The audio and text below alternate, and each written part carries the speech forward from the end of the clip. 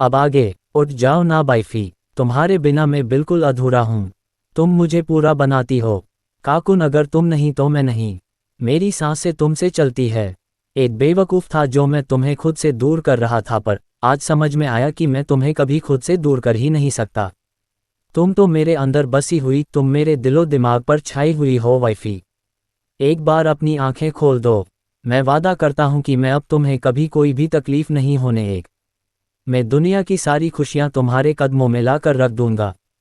कबीर ने काकुन के हाथों को अपने होठों से चूमते हुए उससे कहा। ये सब कहते रह कबीर की आंखों से आंसू निकल रहे थे। उसके चेहरे पर दुख साफ दिखाई दे रहा था। वहीं वार्ड के बाहर दो जोड़ी आंखें कबीर को ही देखे जा रहे थे। ये दो जोड़ी आंखें किसी और की नहीं, अक्षत और अदिति के थे। जैसे ही विराट ने अक्षत को काकुन के हॉस्पिटल में एडमिट होने की बात बताई, तो तुरंत ही अक्षत अदिति को लेकर हॉस्पिटल के लिए निकल गया। हॉस्पिटल पहुंचकर अक्षत ने रिसेप्शन पर काकुन का वार्ड नंबर पूछा, फिर सीधे काकुन की दिखाने के लिए उसके वार्ड के पास आ गए। जैसे ही दोनों वार्ड के अंदर जाने के डोर ओपन करते हैं, तभी कबीर की आवाज़ सुन दोनों बाहर ही डोर पर खड़े हो जाते हैं और कबीर की बातें सुनने लगते हैं। कबीर की बातें सुनकर अदिति की आंखें नम हो जाती हैं। वह काकुन की ऐसी हालत भी नहीं देख पा रही थी, उसकी आंखों से आंसू निकलने लगते हैं। जब अक्षत अदिति के चेहरे की तरफ देखता है तो वह अपने हाथ बढ़ाकर उसके आंसुओं को साफ करता है। फिर तुरंत उसे अपने सीने से लगाकर बहुत ही प्यार से उसके सिर को सहलाने लगता है। अदिति भी अक्षत के सीने से लगे हुए फूट फूट कर रोने लगती है।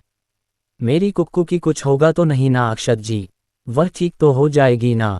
बहुत दुख सहा है मेरी कुक्कू ने। मैंने उसे रात में अकेले रोते हुए देखा है। अब और कोई दुख नहीं चाहती मैं उसकी जिंदगी में। अदिति ने अक्षत के सीने से लगे रोते हुए कहा, कुछ नहीं होगा तुम्हारी कुक्कू को, क्योंकि उसके साथ मेरा दोस्त जुड़ा हुआ है। दोनों एक दूसरे से जुड़ गए हैं और दोनों की सांसें भी एक दूसरे से जुड़े हुए हैं, जो कभी भी जुदा नहीं हो सकते। मुझे पूरा विश्वास है वह बहुत जल्द ठीक हो जाएगी। अक्षत ने अदिति के सिर को सहलाते हुए बहुत ही प्यार से। सुबह से शाम हो गई थी। कबीर अभी भी काकुन के हाथों को अपने हाथों में लिए वही उसके पास ही बैठा हुआ था। वह रह रहकर काकुन के सिर को सहलाता और उसके माये को अपने होठों से चूम लेता। वो अपनी जगह से बिल्कुल भी नहीं हिला। अक्षत और विराट आकर कबीर को देखते, लेकिन यह उसे वहां से उठने के लिए नहीं बोले, क्योंकि उन्हें पता था कि वह चाहकर भी कबीर को कुछ करने के लिए नहीं कह सकते। सभी वहां वार्ड में डॉक्टर अंदर आए और कबीर को बाहर जाने के लिए कहा ताकि वह काकुन की अच्छे से चेक कर सके। कबीर डॉक्टर की बात मानकर वार्ड से बाहर चला जाता है। कबीर के बाहर जाते ही डॉक्टर काकुन की चेक करने लगे।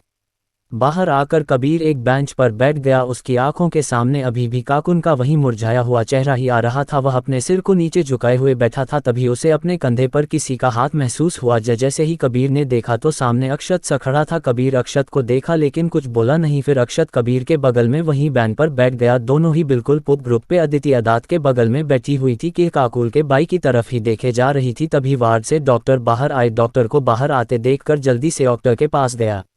कैसी है मेरी वाइफ? डॉक्टर ही को हो जाए कहते हुए उनसे पूरी रिलैक्स मिस्टर राणावत, अब आपकी वाइफ खतरे से बाहर है। उनको बहुत जल्द होश आ सकता है, इसलिए अब आप बिल्कुल भी टेंशन मत जिए। डॉक्टर ने कबीर की हड़बड़ाहट को दूर करते हुए बहुत ही शांति से उससे कहा। कबीर डॉक्टर की बात सुनकर खुश हो गया। वह जल्दी से नाकुन के वार्ड में गया और उसके बगल में चेयर पर जाकर बैठ गया और अपनी प्यार भरी नज़रों से काकुन को निहारने लगा। वार्ड के बाहर खड़े विराट, अमन, अक्षत और अदिति मुस्कुराकर कबीर को देख रहे थे। आइए, कभी तुम्हें घर जाना था ही, चलो मैं तुम्हें छोड़ देता हूँ।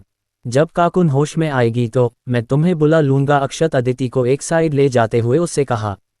नहीं, मैं अभी काकुन के होश में आने का इंतजार करूँगी, उससे पहले मैं नहीं जाऊँगी।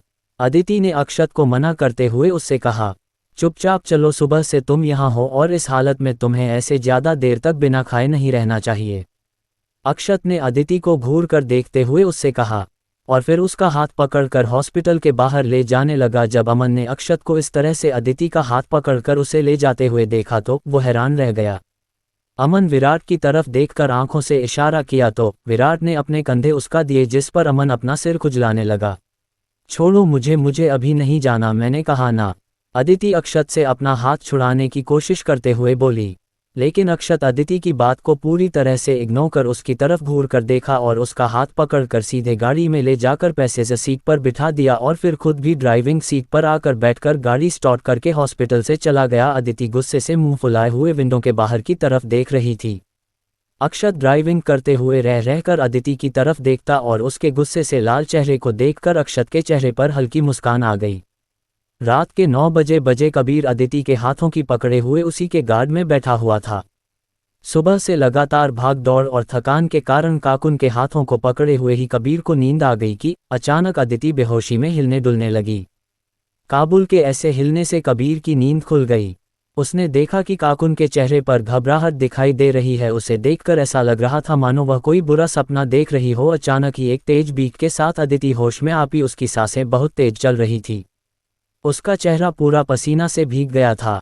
कबीर ने जब इस तरह से काकुन की हालत देखी तो उसे एक अजीब सा डर महसूस होने लगा। वह तुरंत उसके बेड पर बैठकर उसे अपने सीने से लगा लिया। फिर उसके सिर को प्यार से सहलाते हुए उसे शांत कराने की कोशिश करने लगा। बैंक गार्ड बयाफी, तुम होश में आ गई। तुम्हें नहीं पता तुम्हें इस हालत में देखकर मुझ पर क्या बीती है।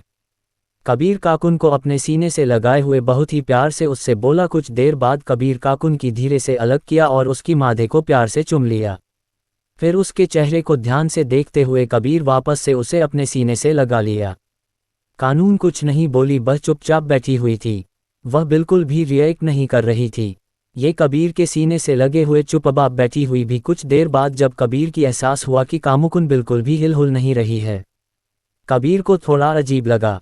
वह काकुन को खुद से अलग करके देखा तो यह नापस से बेहोश हो गई भी। ये देख कबीर घबरा गया।